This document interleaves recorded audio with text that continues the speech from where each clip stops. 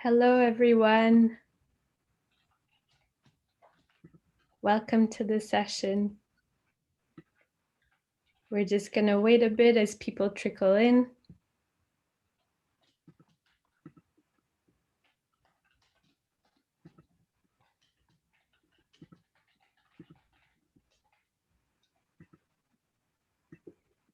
How's everyone doing today? You can write in the chat.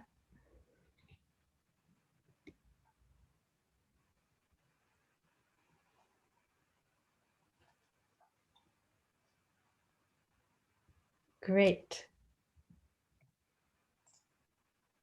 All right, so I see the number of participants kind of plateauing, so I'm doing great as well. Thank you very much. So we're going to start this session. Thank you all for being there. So welcome to the virtual Soil Symposium. And today's session, we are talking about cultivating racial equity in regenerative agriculture. And I'm so excited for this session. So just a word in French. Bienvenue à tout le monde à notre session du Symposium Sol vivant virtuel. La session aujourd'hui, on va parler de cultiver l'équité raciale en agriculture régénératrice. So before we get started today, I'd just like to explain a few things to make sure this session goes as smoothly as possible.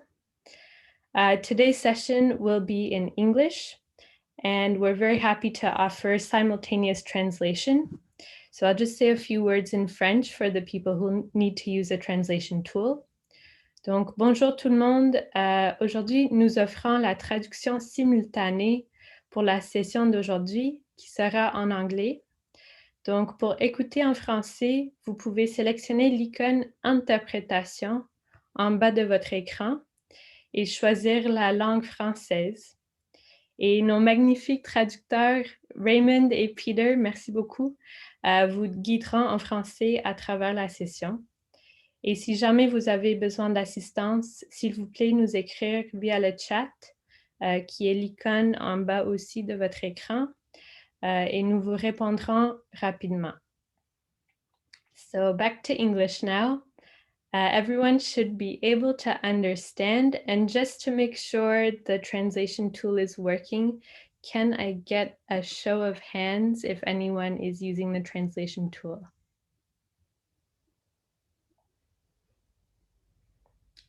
Oh, I guess I can't see your hands. You can say in the chat if it's working for you.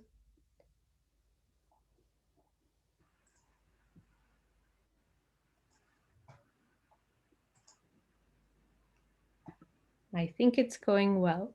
No problems. No problems, I see. All right, great. So now that we can all understand each other, my name is Simran. I'm from Regeneration Canada, and I'm here with my colleagues, Antonius and Gabrielle, who will be making sure everything goes smoothly today. And if you have any technical questions during the session, you're welcome to write them in the chat, and Gabrielle, Tony, or I will be able to answer. This session is also going to have a Q&A portion at the end. So if you have any questions for our amazing panelists throughout this session, please write them in the Q&A, and we'll get to as many as we can at the end. And to facilitate us picking which questions to ask at the end, you can also upvote people's questions if you find them particularly interesting or important. And any questions that don't get answered during the Q&A session, we'll be able to open space on the Whova app, and you'll be able to ask them there. And before we start, I would just like to thank some of our event sponsors, notably the Government of Quebec and Rogitex. On behalf of Regeneration Canada, this symposium would not have been possible without you, so thank you. And I will also just go over the agenda for this session very quickly. So we're going to have about an hour with our three panelists, Dawn, Michaela, and Letitia. And it will be followed by a Q&A session where we'll be sharing your questions, and the panel will be moderated by Angel. And usually, I guess if you've been to our other sessions, you know we start with a statement-style land acknowledgement. But for this session, we're going to try something different. So Alex, if you can go to the next slide. We're going to be trying more of a reflection style land acknowledgement because, especially for this session, the work of bringing racial equity into agriculture and into environmental spaces is one that requires introspection, and it requires facing truths about the land most of us occupy as settlers. And so I've put 3 prompts on the screen. And I invite you to choose one of the prompts, and we're going to have just 5 minutes of silence where you can reflect, you can write, you can draw, whatever you feel motivated to do about that prompt. And yeah, really just take the time to think about it. And towards the end of the 5 minutes, if you feel like sharing anything, you can through the chat, but we're going to try to keep it peaceful during those 5 minutes. So I will set a timer now, and we'll just have 5 minutes of silence.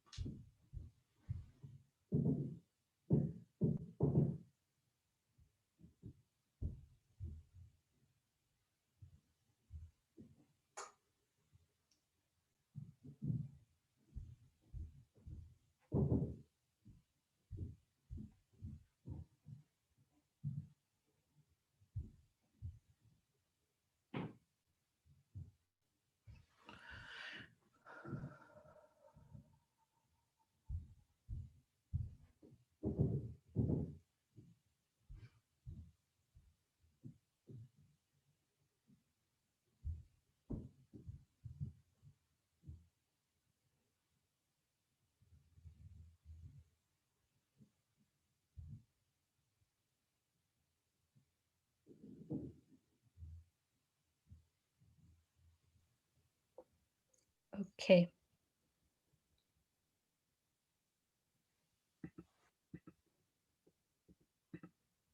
So thank you for taking the time to reflect on that. I think it's not a reflection that should just take 5 minutes either. I think keep reflecting on those questions throughout this session, past this session. It's integral to the work we're going to be talking about today. So thank you for participating. I also wanted to, on the next slide, we're going to mention some mood setters And they're a bit specific to this session because we are talking about racial equity. So we'd like to foster a safer space virtually for this session especially. And I'll just go through them for people who are a little less familiar with them. So the first one is take care of our own and each other's needs. And that essentially means everyone here is learning and we need to be patient and respect ourselves and others. The second is speak from the I and define the we. So speak from your experience. And if you do speak on behalf of a group, please define the we. The third one is what is said here stays here and what is learned leaves here. So that's pretty self-explanatory, but we just want to make sure no one feels inhibited to say anything here because maybe it will be taken out of this space and decontextualized. So really take away the learnings from this session. The fourth one is make space, take space. So if you're someone who tends to take more space in social situations or in groups, try to make more space.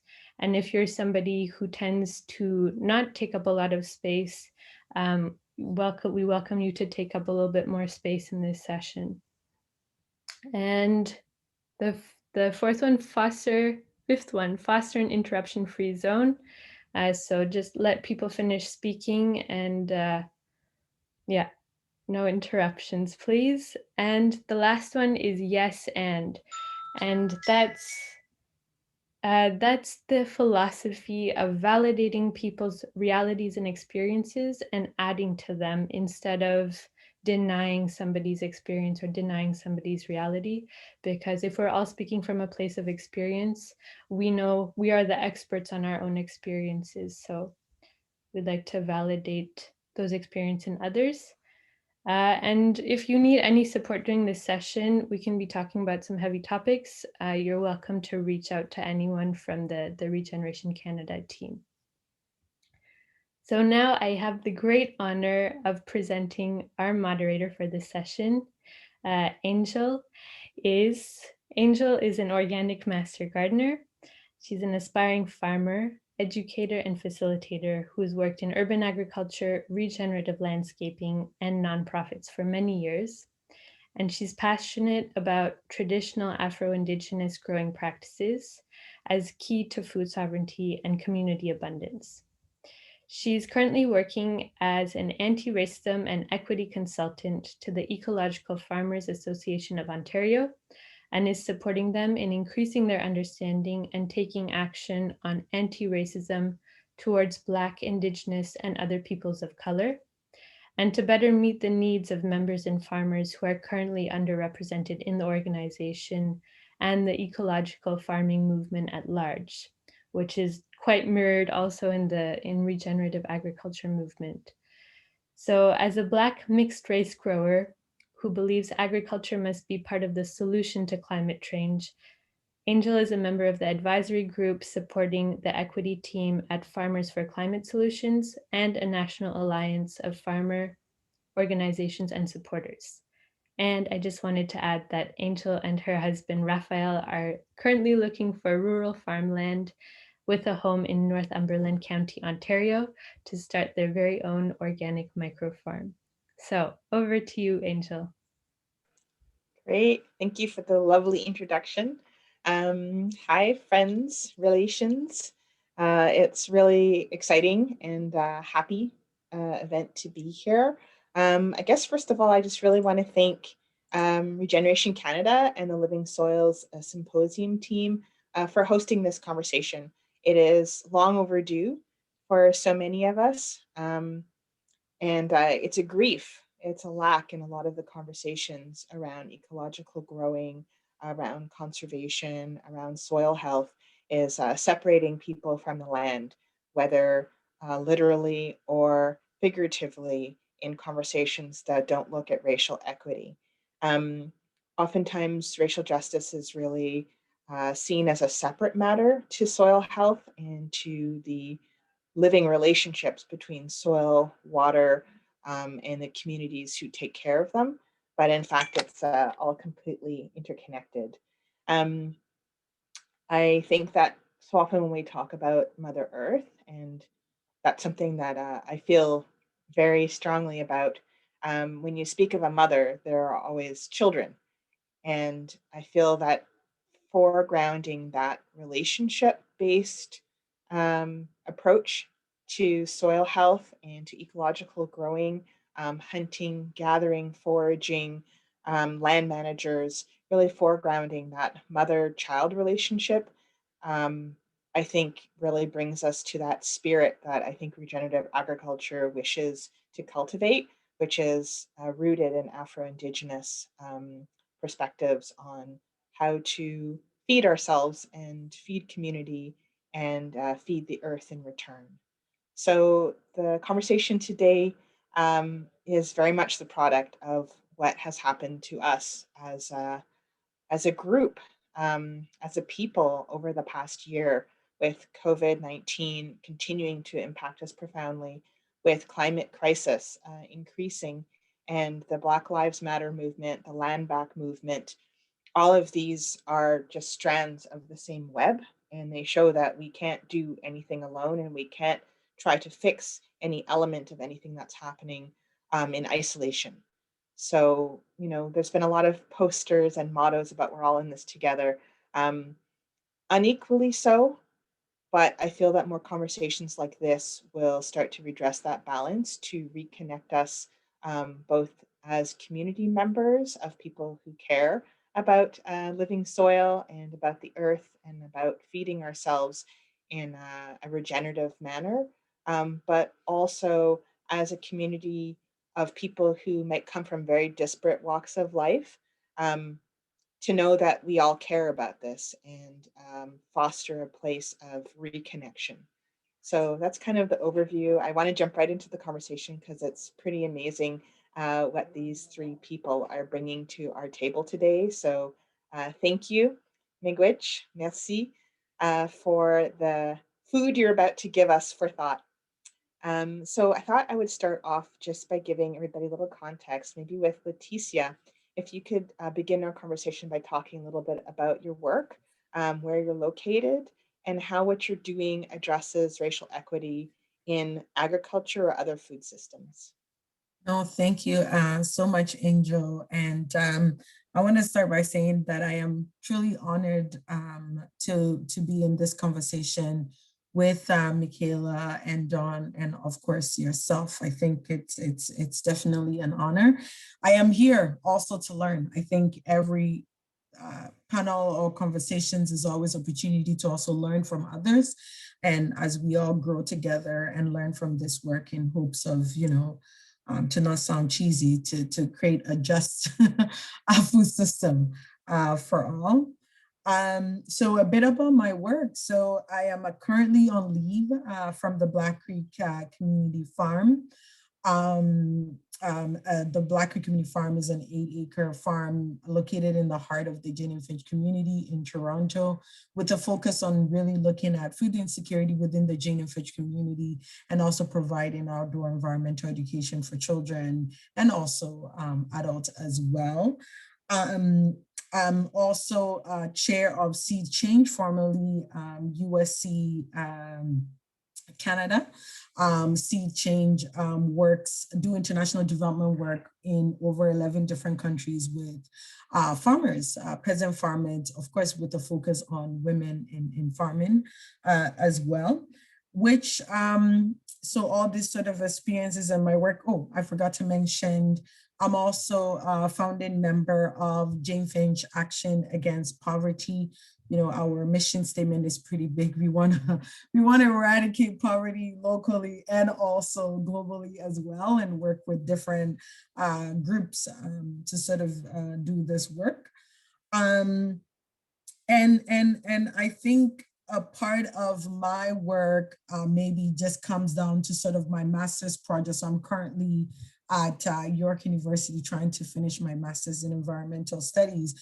And a big focus for me has been just looking at the role of women, the role of specifically BIPOC, so Black and Indigenous women in agriculture, the fact that, you know, that work is largely erased, and looking at the fact that over almost 50% of farmers globally, right, are farmers, and yet, you know, we are seen as the farmer's wife or erased largely altogether, specifically Black and Indigenous women.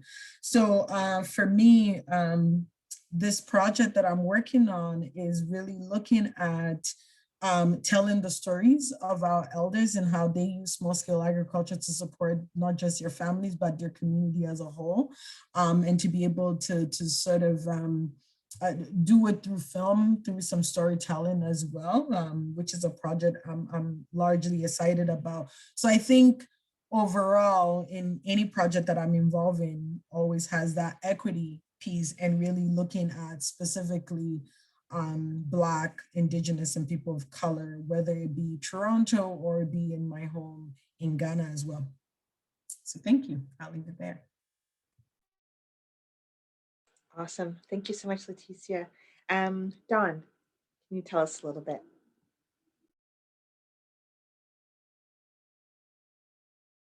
Oh, you're muted. Yes, I see that. Thank you.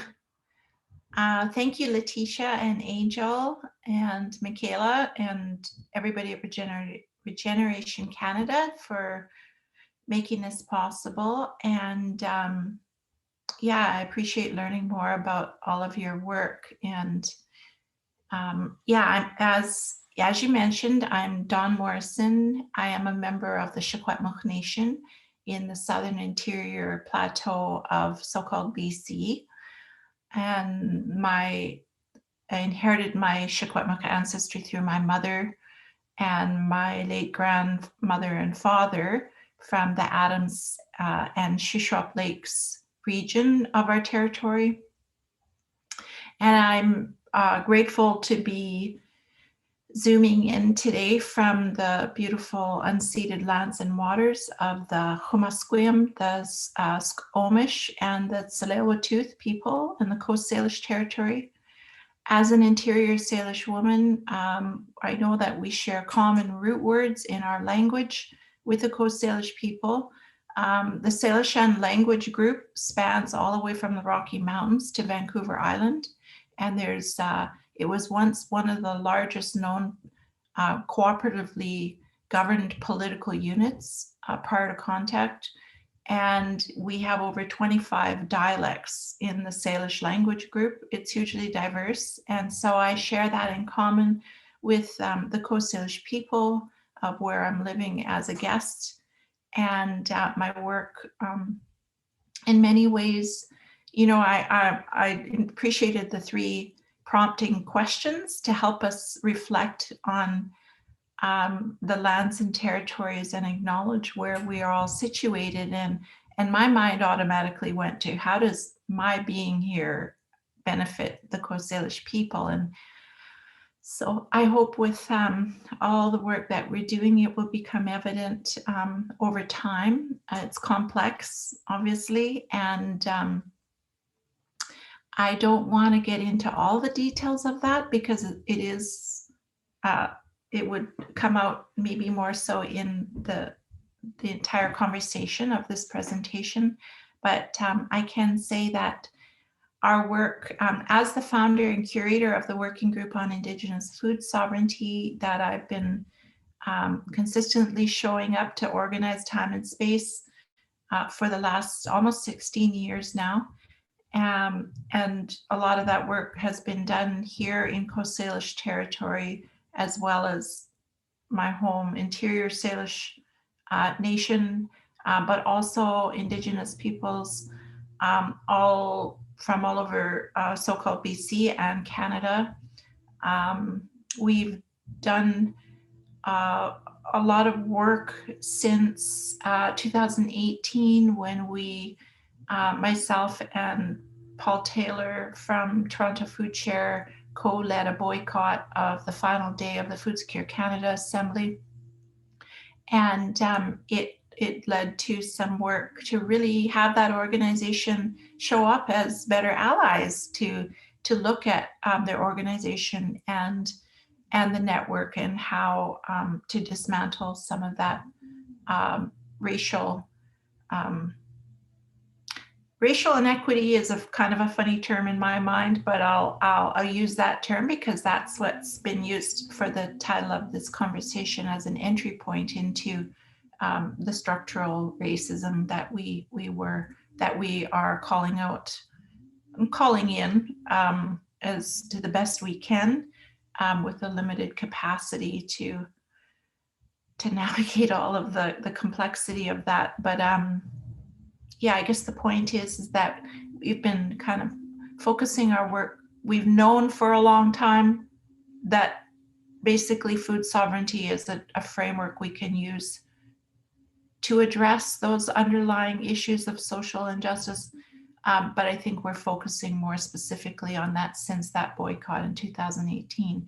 So I won't say any more right now. That's just to contextualize what I bring. And an idea of the scale of relationships of which we're navigating to figure this out. So thanks again for having me, and I look forward to learning more about Michaela and her introduction. So thank you. Thanks so much, Dawn. Amazing. Yeah, Michaela, if you want to talk a little bit about your work and where you're located, and yeah, just about the relationship of your work to racial equity in agriculture. Hi, everybody. Thank you so much for having me. This is such an honor. I definitely look up to you, Dawn and Letitia and Angel, for being, the leaders in this journey that we're all on. And I'm really happy to be here with you. So yeah, I guess my work is very focused on food. My whole everything I do, I think, revolves around food, and it all started from me being born in the Philippines and my mom basically instilling the importance of plants and food for us to be whole. So I run Healing Hands Farm with my partner, Dan. It's a 2-acre bio-intensive vegetable farm. And I chose to focus the growing of our vegetables towards offering a selection of Asian heritage vegetables. One of the goals of the farm is to provide culturally significant vegetables. And since I grew up eating, bok choy and all the kinds of choys, I wanted to show you the photos, but my internet's a little bit slow, so I might save that for later. But yeah, I found it to be really important to address that gap in the organic vegetable market. Yeah, there's definitely a lot of layers to the erasure of BIPOC folks in the food system, and I think one of that is supply. So I wanted to address that through our farm.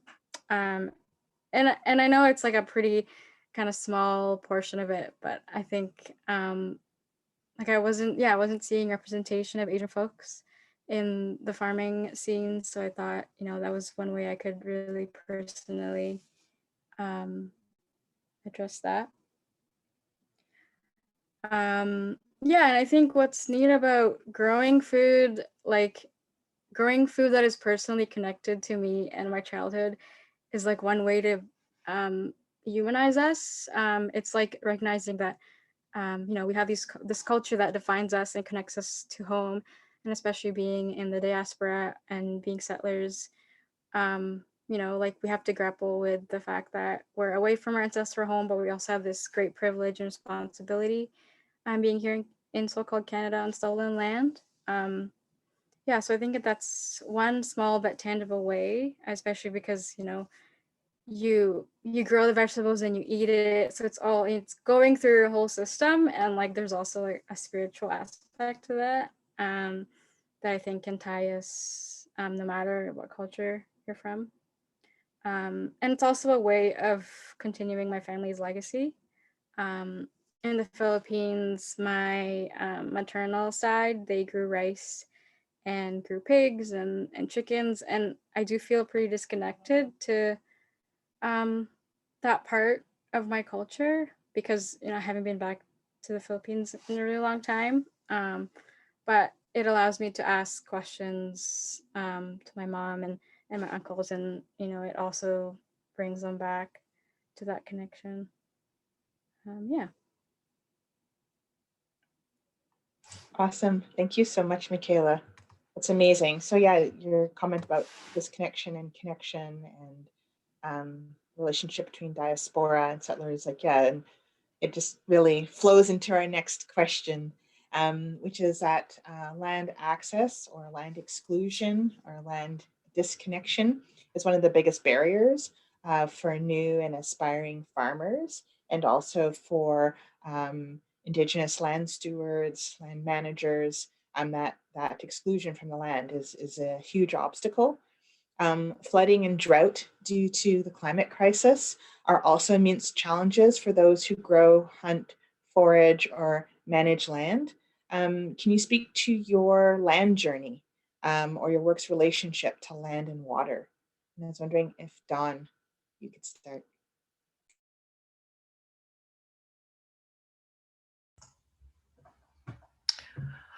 Okay, so the relationship, could you just repeat that one more time?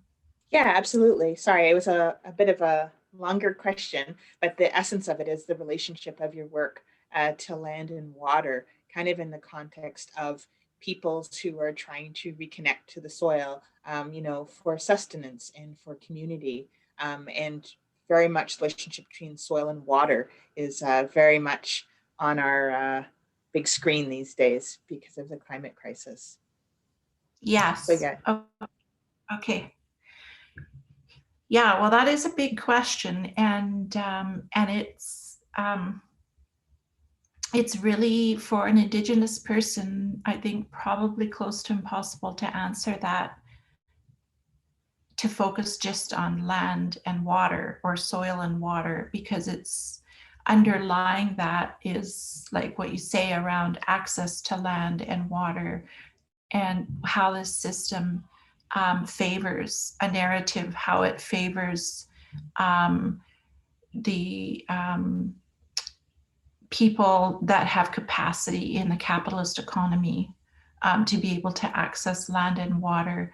And especially like for Indigenous peoples, 2/3 of all Indigenous peoples in Turtle Island are hunters, known to be hunters and gatherers. Many of us still persist into the present day reality as hunters and gatherers. And I know that there's controversy out there, and some who say, oh, that's just a noble savage narrative to think of us all as hunters and gatherers. And I reject that, because I know my elders back home still think of us ourselves as that, and maybe not noble savages. That's an interpretation that's come in through anthropologists and through white settlers' perspectives. That's not how we see ourselves as hunters and gatherers. We're actually proud to be that. The challenge is, if we don't look at that narrative, we miss the opportunity to name the systemic issues where agriculture-centric narratives are dominating and have been imposed within the colonial system. And that was the first, agrarianism was the first way that the settlers back in the late 1880s rationalized taking the land. At the same time, when the Indian Act, the Civilization Act, and the Grand Disenfranchisement Act was being instituted in the late 1880s. Those are all very racist, very oppressive policies that still to this day, the notion of terra nullius, that gave them the rationale to be able to mark off the land in 160-acre grids and give it parcels of it to the first settler that came along that said that they were taking care of it.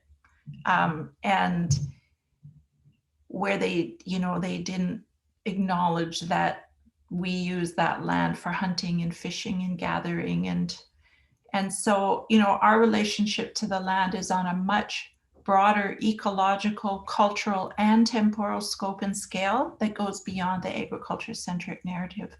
So that relationship to soil and water, you know, in that early part of colonization, when they were giving out those 160-acre grids, or when they were establishing a legal doctrine for land title and water rights,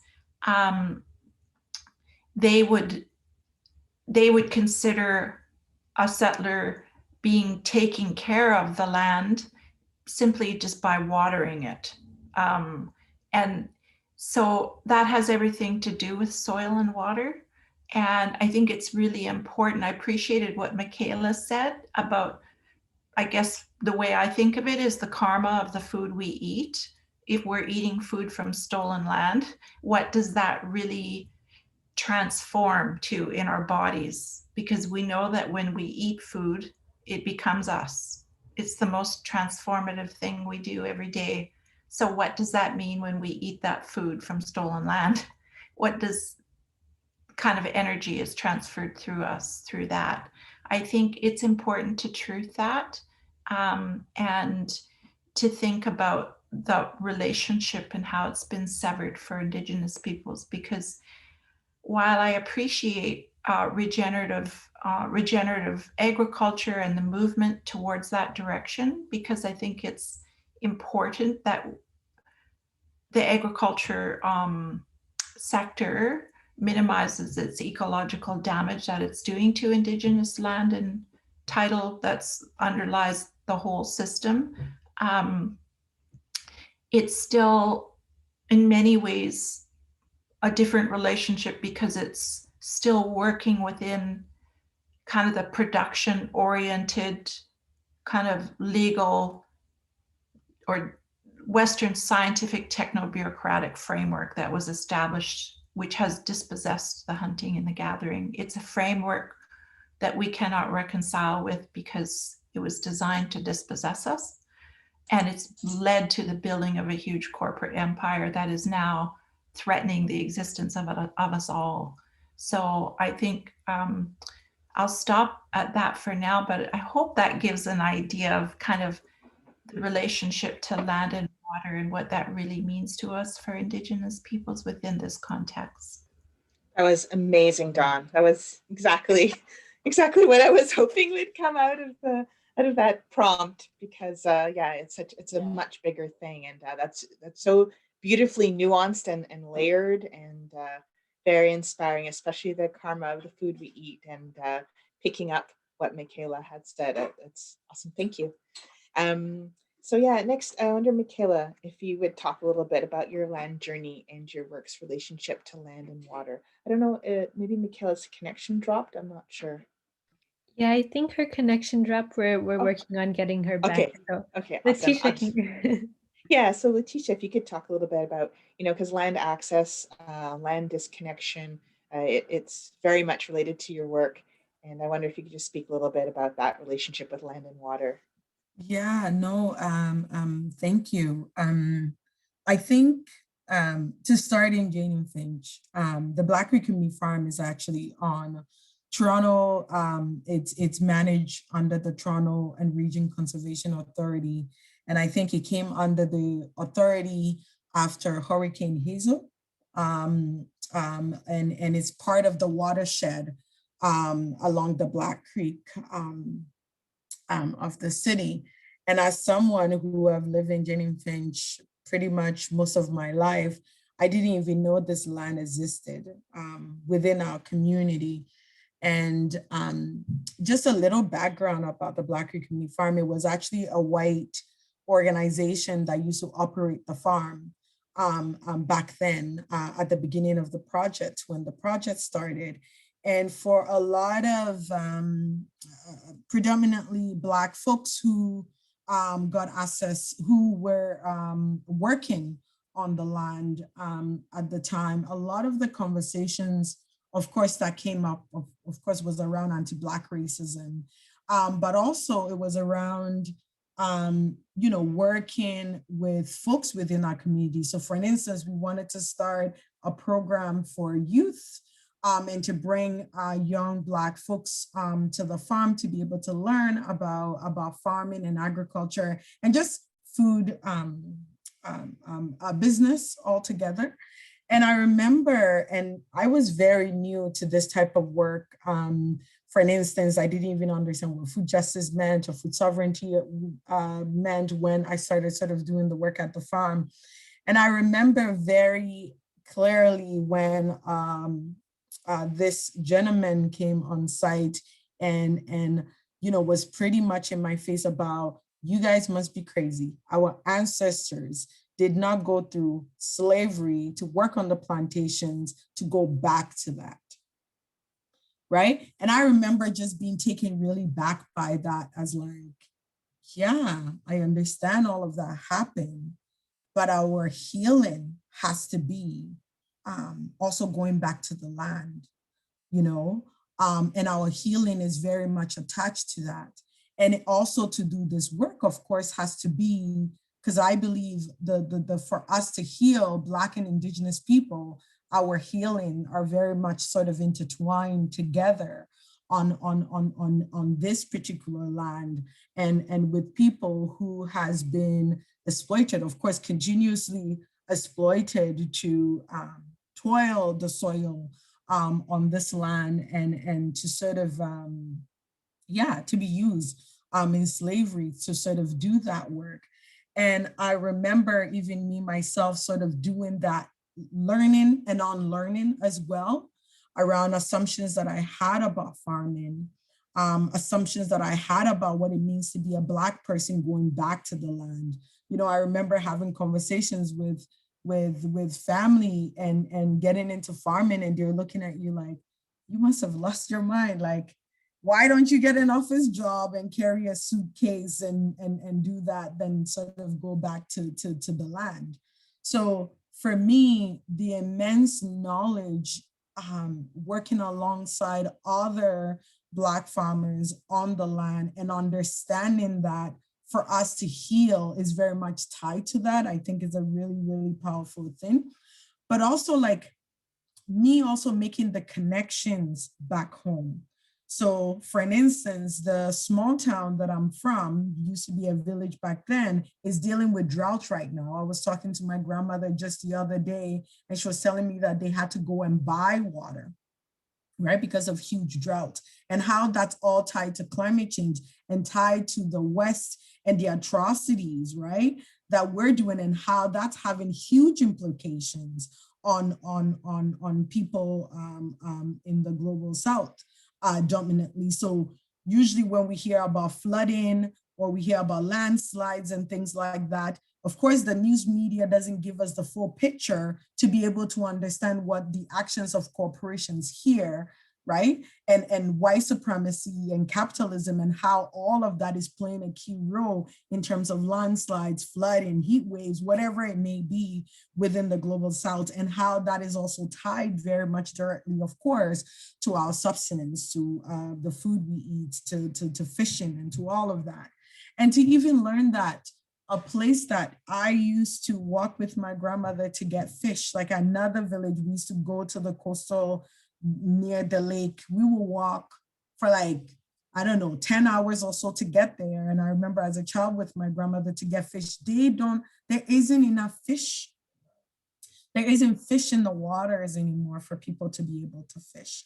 And all of this is very much sort of interconnected with the atrocities that sort of happening here as well. And how I also connected very well to the challenges, right? That is the challenges with a lot of Black and Indigenous people access to land here to be able to grow food. And also the fact that a lot of good fertile land is also going to development and is going to developers. And also to even the Black Creek, as an example. I remember as a kid walking along, being able to play in the water, seeing some fish and things in there. And now knowing that that water within our city is also very polluted, right? and the same type of beings that we used to see as a child is no longer there. I think it's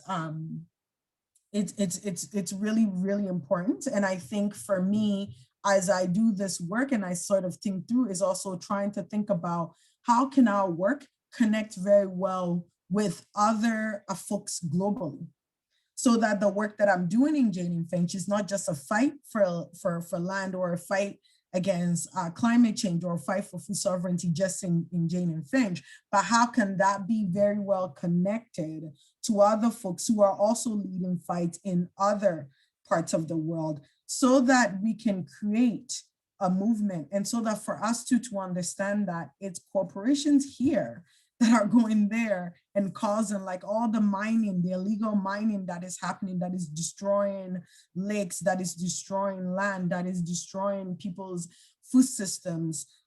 It's all caused by, you know, folks here. So how do we make sure that that fight is connected? How do we make sure that we can do that work and do it well, so that we can heal, right? Together as people. So thanks. Amazing. Thank you so much. I just love the threads that have already emerged in this conversation. It's incredible. We're still working on getting Michaela back. I know rural internet is always challenging, so hopefully she can jump back in the conversation soon, and we can circle back to listening to a little bit about her land journey. So I'll go on to the next question. So these are more personalized questions, just inspired by just a little bit that I've learned about this group of conversationalists so far. So yeah, Dawn, I was wondering if you could speak to the role of Indigenous food sovereignty in finding solutions to our social and ecological crises, such as the economic fallout of COVID-19 and the ongoing climate crisis. So I know your work relates deeply to these topics. Yeah, okay, well, that is a really timely and important question. And we are living in multiple overlapping crises, I think existential crises.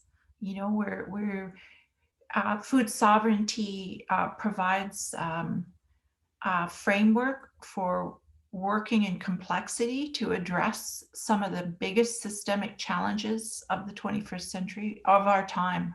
You know, when you think of it, we're living in pretty extraordinary times that is very, I think about being a leader in this time. I'm like, I wonder what it was like. I mean, I know that being a leader for Indigenous and Black and people of color all throughout history of colonization has been hard. It's hard work.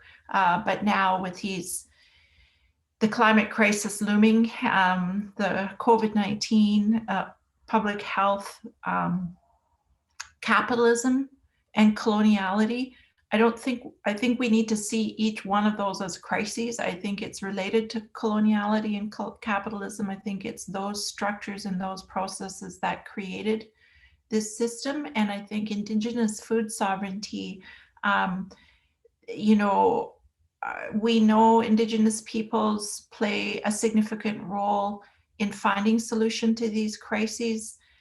It's been well documented that Indigenous peoples make up only 5% of the population globally, yet we maintain 22% of the world's land surface and 80% of the world's biodiversity.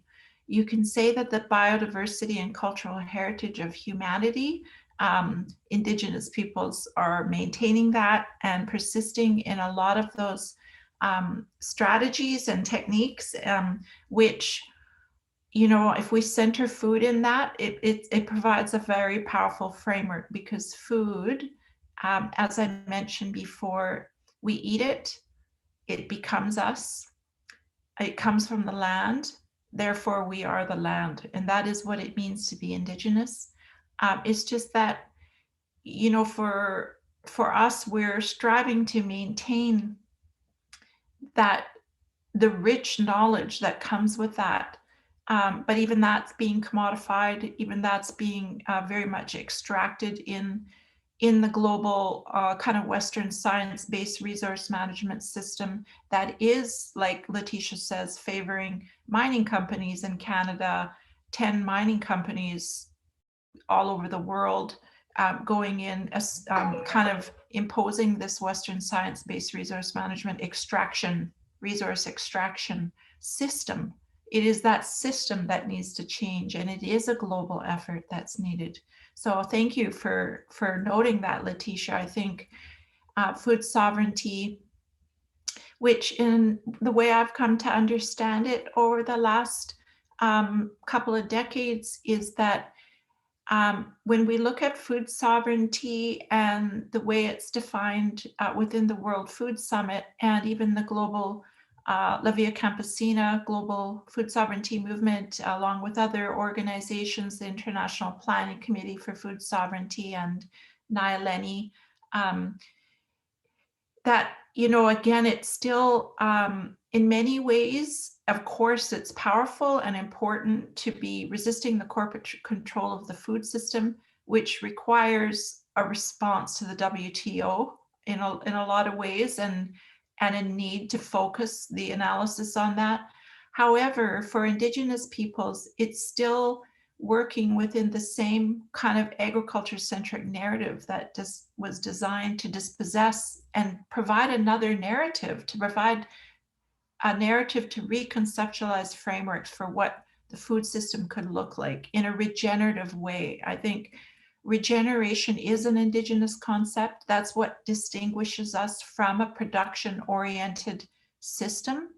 Productionist agriculture, productionism in general, was instituted in the Industrial Revolution. It's a paradigm that's relatively new to humanity. It's not an Indigenous paradigm, productionism. So productionist agriculture and the linear mathematical models that have enabled the system to build up this empire is what we need to reject. And I think we need to transition out of that and into a regenerative, life-giving, holistic health model that is Indigenous, that is an Indigenous concept, and we need to reclaim that as an Indigenous concept. I think if regenerative agriculture continues to work within a Western science-based kind of productionist paradigm, it's still perpetuating the same mindset that has moved us away and has kind of mechanized the spirit out of the land and food system. And I think that's when people, like Letitia was noting, become exploited. We become seen as machines and a dollar value to grow 70% of the world's food. It's Indigenous and people of color and small scale farmers that are maintaining that really rich Indigenous biodiversity and cultural heritage in a very complex system. But it cannot be reconciled within the same system. I think it needs to change. And I think Indigenous food sovereignty provides a very powerful framework. You know, our working group has identified 4 main principles. They're reoccurring values that have emerged in almost every conversation we've had with different Indigenous peoples, you know, which I don't know if now's the time for me to share that or not, but perhaps maybe later in the conversation.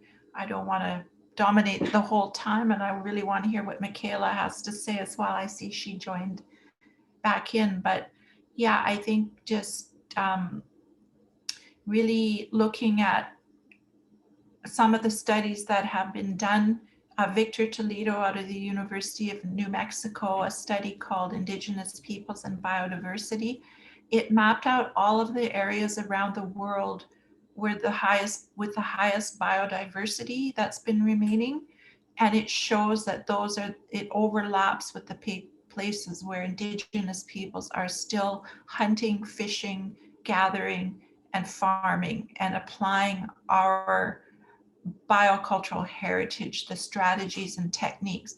Our existence as Indigenous peoples is a conservation method, and we need all humans to see themselves as a part of nature and to remember your biocultural heritage, because that's the key to maintaining biological diversity. So yeah, I'll leave it at that. Thank you. Amazing. Thank you. This is so exciting and inspiring. I just love the synergy. Yeah, and if you can share that reference that you were talking about, that was just stunning. I love when maps overlay like that so beautifully, showing the biodiversity and the Indigenous land stewards and food producers and regenerators. That's amazing. Great. So yeah, so Michaela's back. I'm so happy that you managed to find a workaround. I think maybe we'll just keep going with this question and we can loop back to the land access and relationship question a little bit later. So Michaela, I had a specific question for you, which is, as a young farmer on rented, 1 acre of rented land, you started Healing Hands Farm with very little capital, but a strong desire and yearning to reconnect to your agricultural roots, which you referenced a little bit about your grandparents, your maternal grandparents, rice and pigs and chicken cultivations. So how did your prior experience as a newcomer woman of color working in the food system motivate you to start farming? So if you want to share a little bit about that journey, Michaela. And I think you're muted. Oh, there you go. Yeah, but I also can't. Can you hear me okay? Yes, we can I'm hear so sorry you. about getting kicked out. I managed to get in my car and now my internet is great. So yeah, it's really hard for me to resist just working off of what Dawn was saying. I feel like it resonates with me so much because being a young small-scale farmer, feels like very fraught, our relationship to land, because trying to maintain a livelihood in destructive capitalism, and within that also navigating the consequences of proximity to whiteness when it comes to land access.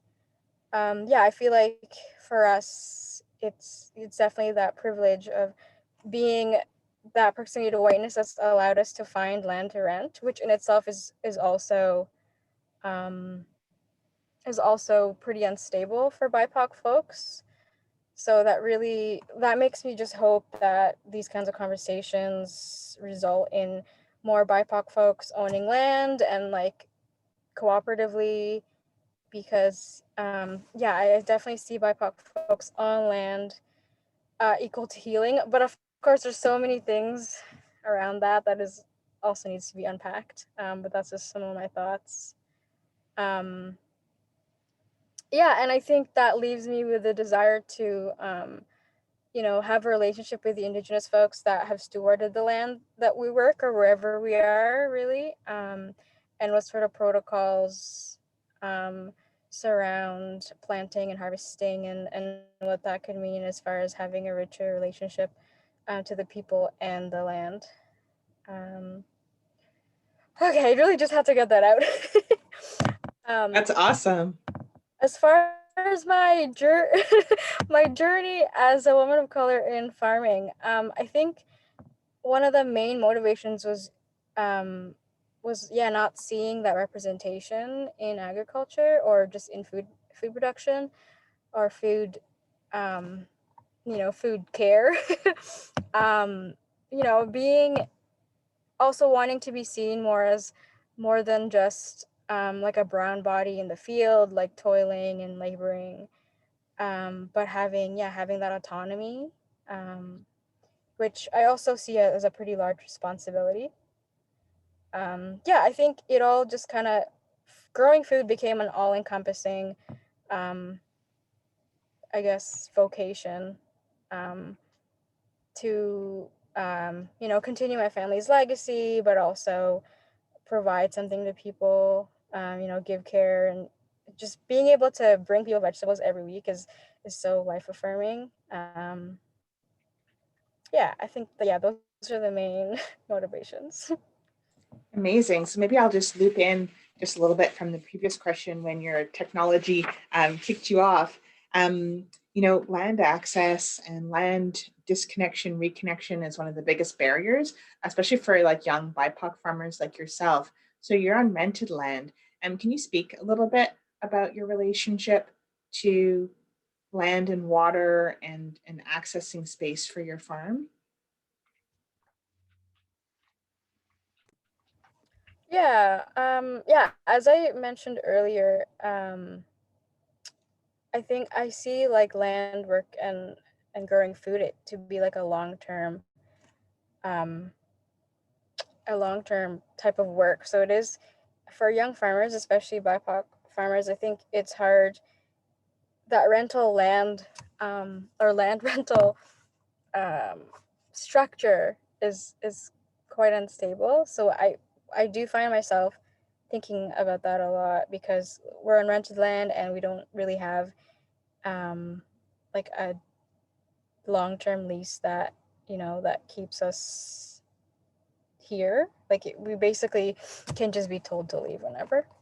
But at the same time, the fact that we have the privilege of being able to work this land, like the field we work is very rich soil. There were like pastured pigs before, so it's everything about it is a gift. Like it's really fertile and there's a lot of trees. It's pretty protected. There's a lot of birds. Yeah, I think I described my relationship to land earlier quite. I can't really repeat it now because it all just no, came gushing out. that's amazing. No, that's really great. I so wish that the technology was up to it and you could show the photos that you showed us earlier, because they're just stunning. Like you can just see the love beaming out of those vegetables, and also the health of the soil. Like you can just see those are relationships, right, that are making it so healthy. Yeah, I totally, when I think about my relationship to soil, it definitely revolves around growing nutrient dense food, but without robbing the soil of nutrients, because we have to support what supports us. And in a practical sense, that means very minimal disturbance and supporting the microorganisms. And yeah. Amazing. Thank you so much, Michaela. Great. And then Leticia, I'm so inspired by the work you're doing, just like Dawn and Michaela. I don't know, it's got stars in my eyes. And so when I was, I know you peripherally from our orbits around each other in urban agriculture and ecological work and anti-racism work. And one of the things I'm really interested in as a community leader and as a scholar working on a master's of environmental studies, your work highlights the ways in which racialized women are dominant in farming, but they don't own land. So again, picking up from what Michaela was talking about, can you speak to the ways in which dismantling racism is fundamental to food sovereignty? Thank you. Well, I think for one, if you look across the farm fields across Southern Ontario, you're going to find Black and Brown people in the farms. If you look at processing food factories across Canada, you're going to find Black and Brown people. If you go to a McDonald's, a Tim Hortons, you're going to find Black and Brown people who are working sometimes very, very long hours for very, very little sort of pay. Actually, there was a National Farmers Union report that came out and found that 95% of all agriculture revenue goes to basically 2 or 3 big corporations that control sort of the food system, and only about 5% is what goes to farmers on the ground.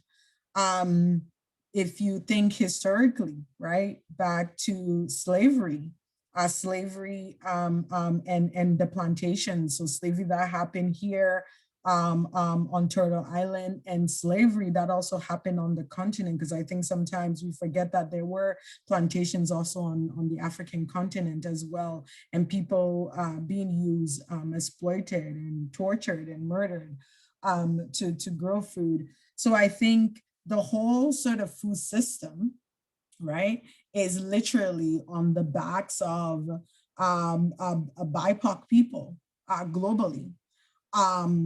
it's farmers, right? Over 70% of small-scale farmers is who is really feeding the world. And if you look in terms of the numbers on how many are actually Black people of color, that number is also going to be extremely high. So we have this very capitalist food system, right, that is literally on all our backs to feed a few. Because then when we think about the health inequities as well that's associated with food, like why is it that Black and Indigenous people and people of color really have high rates of diabetes? I always say to my students in class, you know, follow colonization and then follow white flour, and you will follow the rate of diabetes and the rate of high blood pressure.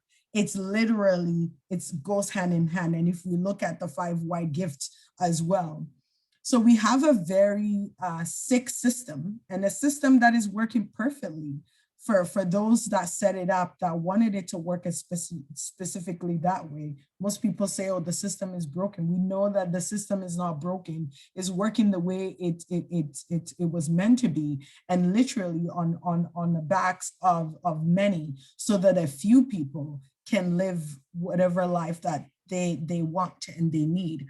So I think in your question around, like, we need to dismantle this current food system, is also dismantling racism, dismantling white supremacy, dismantling capitalism, to really create an ethical world for all of us to sort of live in. So I think more and more so as I go through my work and also my own learning journey, and just realizing how deep and how entrenched this whole system is, and how literally it needs us to really function and to keep going. And how if we all decided to stop, to not work, to not move, this engine is not gonna go anywhere. So I think when we talk about capitalism, when we talk about white supremacy, literally it's just asking for dignity, asking for justice, not just for us, but our ancestors, and also our families and our children that's coming as well. Thank you. Amazing. I love the depth and the richness of this conversation, of the answers. And I just love the weaving between all of your answers. We have still a couple more questions to go. And we also have the Q&A. We might go a little bit over just because I would not want to dam this river. It's pretty amazing and inspiring. So yeah, I just wanted to address the fact that we're having this conversation at a symposium about regenerative agriculture, which for many of us BIPOC folk, we realize, and it's coming up in the chat as well, is a rebranding of Afro-Indigenous traditional technologies and spirituality and culture around nourishing ourselves. So basically, but then at the same time excluding people of color from the conversation.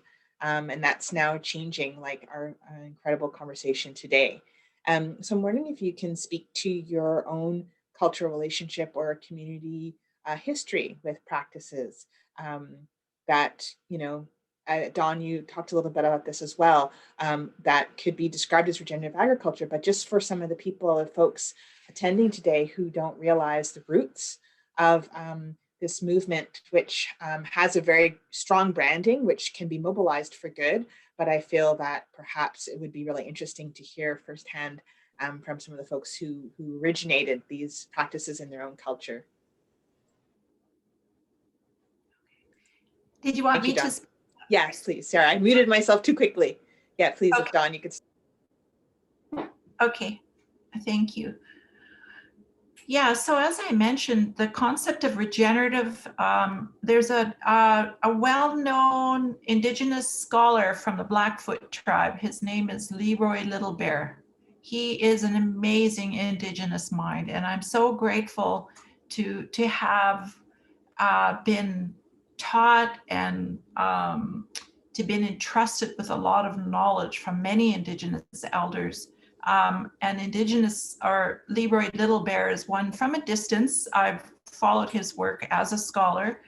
And he once said that we live within very narrow gaps of ideal conditions that make it our existence possible to regenerate and heal. And I'm like, that was amazing for me, because it's true. We live in very narrow gaps that with ideal conditions. And right now we're seeing with the overlapping crises mentioned earlier of climate and COVID and coloniality and capitalism. I think that, you know, there's tougher times coming for sure. But I think what Leroy Little Bear said speaks to that regenerative capacity to attune. And I think for Indigenous peoples, my home community, the Secwepemc, we have teachings and tools, ancient knowledge and wisdom that still persists in our community. And they're teachings that enable us to attune to that higher capacity of nature to heal and regenerate. And so, you know, I find it amazing with food sovereignty when I've gone into Indigenous nations. Not one nation has ever failed me in how I've observed them, us enacting our world through ritual and ceremony. Our research methodology is through ceremony. It's about shaping our world based on how we observe it. And that, you know, Western science is catching up to that concept through quantum physics. But really about how are we enacting our world through ritual and ceremony. And I think that the spiritual protocols around food, we haven't lost that. That's the part that colonization can never take from us. So, you know, one example is that Indigenous peoples, you know, we know that when we handle the food, our energy is transferred into that food. And so it's very important how we handle that food. We would never just go, while those of us who are maintaining that sacred responsibility and relationship to the people and the plants, the land, that water, the animals that provide us with our food, we would never just go and brutally take the life of an animal without having a spiritual reciprocal relationship to that animal. There's a giving thanks. There's a knowing when the hunters go that they don't control the hunt. It's the animal that controls the hunt. And if the hunter isn't meant to harvest an elk that day, they would come home without it. They would accept that. They wait for the animal to give itself. And it's through knowing that animal, it's through knowing the connection, and it's knowing when it's the right time, and working with those spiritual teachings. The women, we know that you're not supposed to cook if you're angry, if you're grieving, if you're on your time, because that energy gets transferred through the food. And a woman being on her menstrual period isn't a dirty thing. That's to hold that in the highest esteem, and knowing the power of a woman at that time, it can actually take power from other people. So we wouldn't handle the food at that time when feeding large groups of people. And these are very serious protocols, and they're very much observed still to this present day in almost every Indigenous community I've been to. So I think that those cultural, like just in terms of methodologies, ways of being and knowing, are very much still alive. And that is, you know, really important to, like, regeneration in the English language. When we look at that as a concept, regeneration really is about energy. It's about regenerating and transforming energy, and it's coming to a closer realization of that. In my language, we have a word, and it means water gives life. It doesn't translate to water is life. It translates more specifically to water gives life. It's the action of the water giving spirit. And how does that happen? Through water, we know it goes through 3 different phases. It changes, it's always changing, and it's in that movement from one phase to another that the life happens. We know that water goes stagnant itself, it will lose life if it sits too long, if it doesn't move. So there's really basic things like that, I think, that lend itself some deep wisdom to what regenerative food systems really mean. But I think even on a bigger scale of a landscape, thinking about regenerative relationships to the land is, our elders knew before any kind of modern technology about irrigation infrastructure or anything like that. We knew how the water worked on the land and how it flowed. So they would create this whole system of irrigation ditches. And at the when agriculture was first being introduced into our nation, there's books written on it, research done on it, that shows that our people were being commissioned to grow potatoes for the early traders because we knew how to grow the most bushels per acre, because we knew our land and we knew how the water flowed and we knew how to get it to the fields. Sadly, that changed when welfare and alcohol was legalized. It changed everything, and that really impacts, we're really just healing from the impacts of that now, the social impacts of that. So yeah, I think, but really remembering that this colonization and those impacts are still relatively recent in our memory. Welfare was introduced in the mid 70s. Alcohol was legalized in the early 60s. That's not that long ago when you think of the thousands of years that our people have lived on this land. So we can still activate those ancestral memories of what it was like to regenerate and to be able to activate that knowledge that we need to be able to regenerate our cultures and to heal ourselves and attune to the higher capacity of nature to regenerate and heal our bodies within that very narrow gap that Leroy Little Bear highlights. So thank you, yeah. Dawn. That's so, I mean, I know my questions are kind of deep. Yeah. And I love your answers. They're amazing. I hear that we're getting a lot of questions in the Q&A. So I'll sort of just kind of speed up a little bit toward the end, though I hate doing that. Michaela's having a couple more technical issues, so we're going to leave her till last. But yeah, Leticia, I wonder if you could just talk a little bit about that rebranding of Afro-Indigenous wisdom around food and regeneration from your own perspective.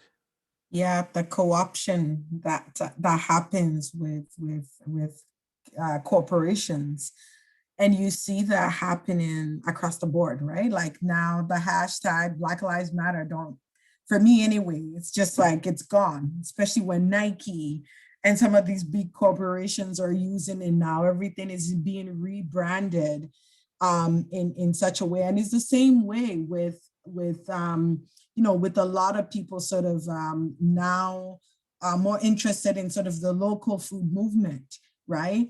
And a lot of corporations trying to keep up so that they can continue to have their customers. They are continuously rebranding themselves and co-opting movement and using these terminologies and certain things so that they can look more in tune with the times. And I find that a lot of it is also because we're not having the conversations that we should have around capitalism. I think, for an instance, if our conversations are continuously just on, and I think representation is important and we need that, but if it's just on representation without really looking at the core of the issue, which is capitalism, that capitalism is literally killing our planet, killing this earth in the ways that they're doing things. So for an instance, you know, I find it ridiculous that, you know, people will go and create mugs or different things and say now, oh, it's environmentally friendly, so you should buy it. So we're continuously using up the resources on this planet to buy, to create more products, to then brand them as environmentally friendly. And then people are consuming that, but not understanding that is the word consumership, or that consumption, the constant need for things, is problematic in itself, and that we don't need a new thing. We just need to make sure that, you know, we're taking care of the planet, and we're making sure that we are following Indigenous ways of knowing in terms of taking care of our environment. So me, when I think of, you know, corporations, they will continuously do that if at the core and at the heart of what we're doing, it isn't clear that is anti-capitalist, is anti-white supremacy, and really highlighting the ways that capitalism is harmful to the environment that we live in right now. And I think the second part of your question was around, you know, cultural norms and values from home. I think, like Dawn mentioned, like I grew up not knowing even what halal was. I grew up from the teachings of my grandmother, understanding that, you know, you treat every being with respect, you know, and the fact that you have to give the animal water, you have to make sure that the animal isn't in pain. And these are all just things that it's now that I grew up that I recognize how important that is as well in this work. And just the little things that she taught me around not doing harm to any baby animals, not doing harm to pregnant animals, not doing harm to helpless, like just all those things that she taught me growing up, working with the earth, working with the environment. My grandmother did not have irrigation, for an instance. She didn't have a fancy irrigation system set up. We just had our farm right by a stream, and we would get water from there if need be. And it wasn't like, you know, she was constantly watering her plants. It was just a way that she worked with the season and worked with the moons and how she planted. And those were things that as an adult now, like I mentioned, is really, it's the importance of it. It's becoming more and more clear for me in this work, but it's things that have been repackaged, whether it's called agroecology or whatever fancy words people come to describe it. It is what it is at the heart and at the core. And I think as us as individuals, yes, it's a lot of work, but it's just trying to understand some of these big corporations that are rebranding themselves, like calling them out for what they are. For instance, Bill and Melinda Gates Foundation claimed they're doing food security work globally, but yet the work they're doing is actually causing huge harm, right? So folks are using these words, food security, food this, you know, they're doing this work, they're doing this regenerative or whatever that work may be, but at the core of it, you realize that really they're not. They're more just for the capital to make money or to make their friends money as well. So I'll leave my rants there for now. Thanks. That's amazing. It's not a rant. It's it is super profound. So I looked through the Q&A, and I think that a lot of that actually resonates with my lightning round that I'd like to jump into, because they're calls to action. So I feel like this would really help answer some of the questions. There are people who are asking, what can we do? So if I can just jump into the calls to action, they're just real quick, like, you know, a minute, 2 minutes. And I see Michaela's back on, so hopefully her audio is working. So Leticia, so the US has a wealth of data and research related to Black farmers, Black people in the food system. How can Canadian researchers advance racial equity through data and ethical scholarship on BIPOC farmers and hunters, gatherers, growers? Yeah, no, thank you for that question. I think it's important. It's hugely needed. It's data that we don't have to be able to tell the stories and to be able to really speak to what is happening on the ground. And I think for the most part, whenever we quote US data, most Canadians are like, oh, but that's the States, you know, the States, they're horrible. We're Canada, you know, the North Star where people came for salvation. But I think that we are no different from the United States in some respect. And I think having those data, right, will mean then that Canadians will have to face the truth really in their face. Then this belief that we are better or that we are not as bad as the US. I always say, you know, you gotta love Canadian people because they hide behind fake profiles to sort of spill their hatred. And I do love the US because it's in your face, you know, that neighbor is racist. And I prefer my racist that way than the people that will smile in your face and then stab you in the back. So I think that when we have that data, and as Canadians, we can really look at that, you know, and face the music, as they say, and really look at ourselves in the face and really look at what then do we need to make change, to kind of bust that bubble that we're in a little bit, that things are better in Canada. So I think that that data is hugely important. So like, you know, Bill Gates owning how much percentage of land in Canada, we don't have that data. I mean, in the States, we don't have that data in Canada to be able to kind of speak to that statistic. We don't have data on how many Black people actually own lands in Canada, own farmlands in Canada. We don't have any data to kind of be able to do some of that work. So I think it's hugely important, but that work needs to be led by BIPOC people. It cannot be something that someone does on the side, but I think it has to be led by and it has to be informed by Black people. Thank you. Amazing, super strong call to action. Everybody listen up, perk up your ears, researchers, people of color, BIPOC, scholars. This is what we need. And those who want to mentor, support, donate, let's get this data flowing. Great, thank you. Good, strong call to action. Very positive. Dawn, what can the average person do to be an ally and help advance sovereignty for Indigenous farmers, land managers, and growers within food sovereignty? What can the average person do to be an ally? That's a question that I see popping up a lot.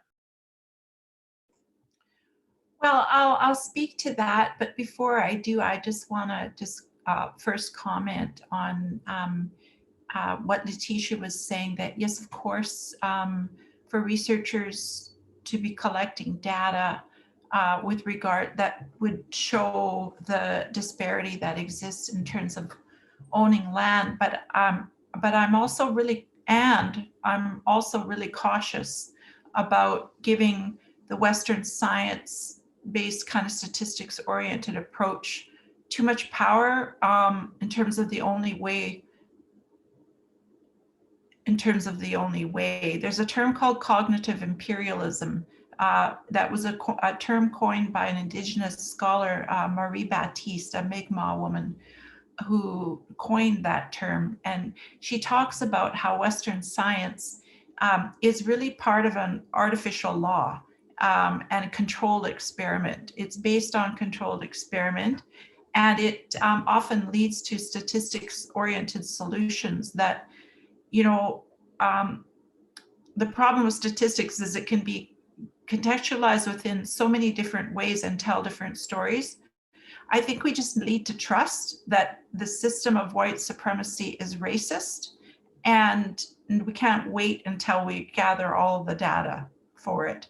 I think there's real problems for that with Indigenous peoples who, under Canada's imposed laws and policies, only 0.2% of all the land in so-called Canada has been designated to Indigenous peoples. We are well aware already, we have the data. The reserve communities, the statistics already show that on the small postage stamp size pieces of land that we've been forced onto on reserve, are also the areas of the highest chronic illness, not, on reserve, but also off reserve. We're overrepresented in some of the most poverty-stricken neighborhoods in cities, urban areas, in the criminal justice system. I think we've got lots of statistics to show the systemic challenges, and it all goes back to not having a land base. And, I think having the research and the data to support that is useful, but I fear that if we wait and give that system too much power in terms of its methodology, I think we need a new institutional framework. But for the average person and what they can do for that, I think it's really just looking at where you're getting your food, and really looking at supporting growers, Indigenous, Black, people of color in your neighborhood. I think it's mapping out your networks, going to the Indigenous matriarchs, the women who, in our culture, we have grandmother's law. And that at the end of the day is the last word. And we know we do that because the grandmothers and the mothers, the aunties, are the caregivers, and we entrust them with those values. We can't say that about the top 1% of the corporations, that their primary motivation is caring for the people. We don't trust that. I think it's really important to look at who we're trusting with that precious energy we're putting into our food. How is our money supporting and helping to balance out the imbalance in privilege and power? We know there's a farmer's income crisis, even for white settler farmers. Unless you're a big corporation, there's you could say everybody's experiencing a farmer's income crisis. It's harder for the smaller farms to make a living financially. But there is a way of activating a different kind of economy based on solidarity and mutual aid, aligning yourself and your spending. And it's not just the spending of money, it's how are we giving time? What are we giving our time to at the end of the day? And I think COVID-19 is giving us an opportunity to reset while we're in lockdown. How are we spending our time? Are we giving time and money and the technical support needed to Indigenous, Black, and people of color to help balance out the privileges? Are we looking at our own fragility, working on that deep inner healing that needs to happen within white settler society? Many of them say they're our friends, but when it comes time to sit down at the table and really talk racism, we as Indigenous people and of color, we carry a burden to work with people's fragility and defensiveness, and it's really, really hard work, and we can't carry that entire burden ourselves. So there are multiple programs and more information coming out on that for the average white person to be doing that work for yourself. And we're actually organizing a bit of a caucusing structure around that. And we'll be looking to, some key people and how to assess which of our white settler friends and allies have actually done that work, who could potentially lead more of this themselves in their own circles of influence. So the networking, don't underestimate that. That is our power. And that's, I think, how we're going to lead in this cultural revolution that's needed for people of all colors. And, in addition to Bill Gates, yes, he's a huge problem that's controlling the world with technological solutions.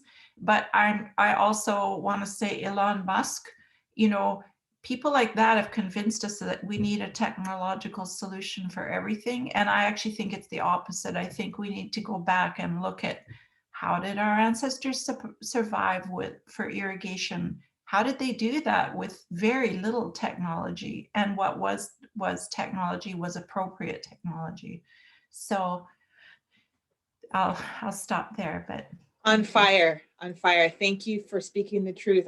I see a fire is lit in everyone's heart, well, at least a lot of people on the panel. So this is so exciting. And Michaela, are you back on? Can you hear? Yes. Can you... Okay, awesome. Me? I'm so yes. sorry. You're here, you're here. I think I awesome. can try and share this now just to make up for me going in and out. Oh, no problem. Well, I have a quick call to action question for you, where I'd love to kind of speak to some of the questions that are popping up, which is what can a regenerative soil organization, such as Regeneration Canada, or farmer orgs like EFAO, Ecological Farmers Association of Ontario, or National Farmers Union, and I've been doing some work around those organizations. How can all those organizations better support BIPOC farmers and farm laborers to increase our equity in agriculture? So what would you like to see happen that would support your work? Yeah, one of the main thoughts I've been having a lot as far as like panels and symposiums, and I'm finding that a lot, like usually racialized folks are there to talk about race when there are so many racialized folks that, are experts or hold a lot of knowledge with regards to growing food and taking care of the soil and plants. So I'd really like to see more organizations basically just, work towards recognizing that and really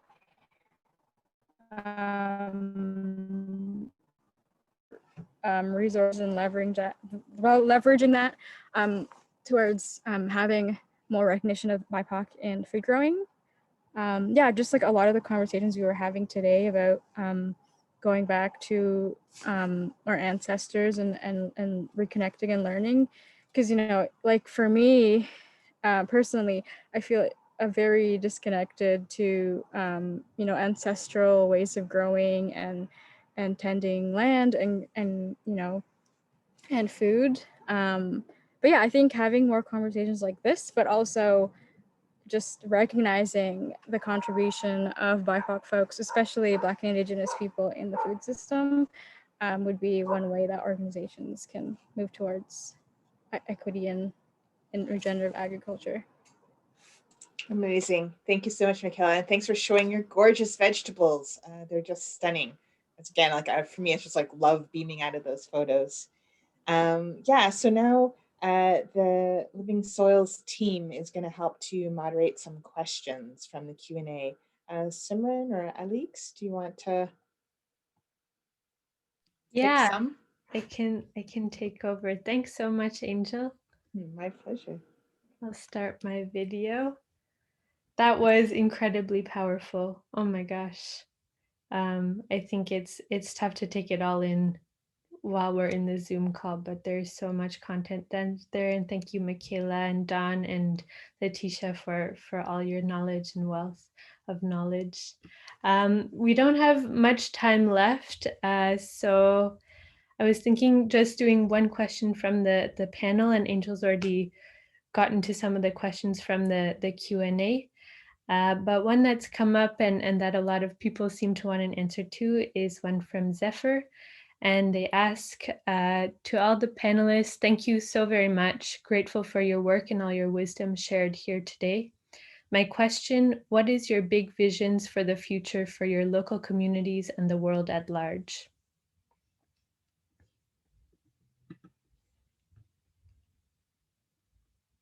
Anybody can jump in. It's a huge question. That's a big question. Yeah. It's a big question. I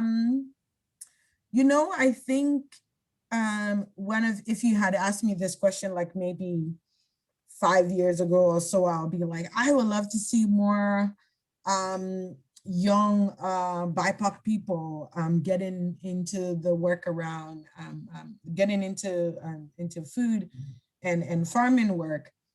And now I see a lot of young BIPOC folks who have gone into the work, but also face multiple challenges, right? In terms of access to land and sort of things like that. So I sort of the big sort of pick, I guess, the big dream really is to do away with capitalism in the way that is situated, in the ways that it controls our current food system, and to go back to small scale agriculture, because we are all sort of brainwashed to believe that that will never feed the world. But literally a large portion of the food that these big agribusinesses grow is not actually what ends up at our grocery stores, right? So they are not feeding the world. And it's small scale agriculture that is going to do that. And there are ways, and I think from Indigenous folks globally have shown ways that we can feed our communities sustainably without destroying the planet. So I think, yeah, we can definitely look at ways to go back and to do that, and to do away with big technology. This idea that you need all these big heavy machinery as the only way to grow food, when really it's just cash crops, right? For a lot of these corporations, and it's not really to feed us. So I guess that's in a long way, that's my short dream. Thanks. Amazing. Anybody else want to jump in? I'll jump in. And so our working group on Indigenous food sovereignty has a vision that is based on basically a land back strategy that I'll highlight first of all.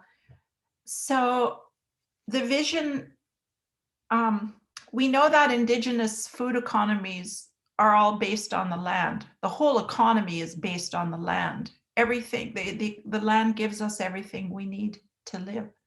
And it's numerous kind of transfer of energy. We take, we give back. And ideally it's a reciprocal, a tribal economy is reciprocal in relationship. For Indigenous peoples who live among the most poverty-stricken neighborhoods, as I mentioned earlier, both in urban and rural and remote communities, we need our land back. And in order to do that, to maintain our hunting and our fishing and our gathering, the vision is to transcend beyond the arbitrary political boundaries imposed throughout colonialism, and thinking of agriculture on privatized plots of land. We need to transcend beyond that to understand the food system, the land and food system on a much broader ecological and cultural temporal scale, on a landscape scale, on the scale of Indigenous territories. If you map out, the boundaries really should overlap with Indigenous territories and the watersheds that define them. So if we're following nature's cues to how we kind of reshift how we manage our relationships to each other and to the land. We're not managing the land. That's a foreign concept. We're not managing the resources. It's managing us. And we need to change our boundaries and our way of looking at that. So the vision is to reconceptualize a framework for land and food systems discourse that will enable Indigenous peoples to map out and establish Indigenous food land conservation areas. And we need to do that quickly because the last remaining fragments of our hunting and fishing and gathering areas are being grabbed by some of the top corporations who are favored in the existing system of agricultural research and development. The policies favor those corporations to consolidate huge tracts of land and water and infrastructure for agriculture. And anybody who has capacity to work in a capitalist framework, we as Indigenous peoples don't. That's very clear. The statistics show that our people are not successful in agriculture. We can't even get a tractor or a decent irrigation system on our reserves.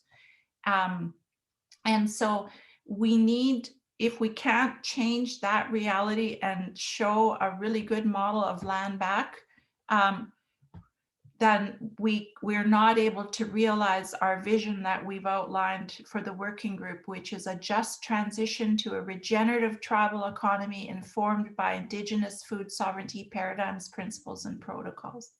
And so I'll leave it at that, but I know that's a big one, but it's really necessary and we're serious about it and we're going after it, and we hope you'll join us in that.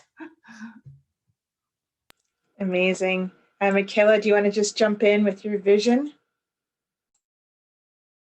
I feel like just all the yeses from what everybody said. I feel like I can't even add to it. It was just yes all around. Please, all of us, let's do it. Amazing. One love, guys. I don't know, this is such a powerhouse session. I don't know, I felt so much love in my whole being for this conversation, for Regeneration Canada Living Soils for hosting this, for Alix for approaching me, you know, for Simran for all the support, you know, all the behind the scenes midwifery that's been happening. I don't know, this is, to me, this conversation and all the love that is blowing up this chat, to me shows that we actually have what it takes to repair relations. Okay, because this love you're feeling, don't keep that in here. Really disseminate this outward, inward, outward. Let that relationship keep moving, just like the Regeneration Canada symbol, where you see the arrow from the tree going into the soil and things going up and out and down and in and around. We need to repair all that beautiful connection. And really keep feeling that truth that we have, that this is family work, this is truth work, and this is connection work. So I just want to thank you from my heart, this amazing trio of people who have shared so much wisdom and grace and humility and energy with us today. Please keep connecting to each other. Hopefully we can have some form of a forum or way to connect afterward and keep this going. I'm facilitating a group for the Ecological Farms Association of Canada that is for BIPOC growers in Ontario, and we also have people across the Canada. We have Black folks in the States who've asked to join. I was like, come on in, come jump in the pool. We need all that energy. So definitely, I'll just put my consulting address in the chat here. You know, holler at me if you want to support this work in any way, be part of the BIPOC group.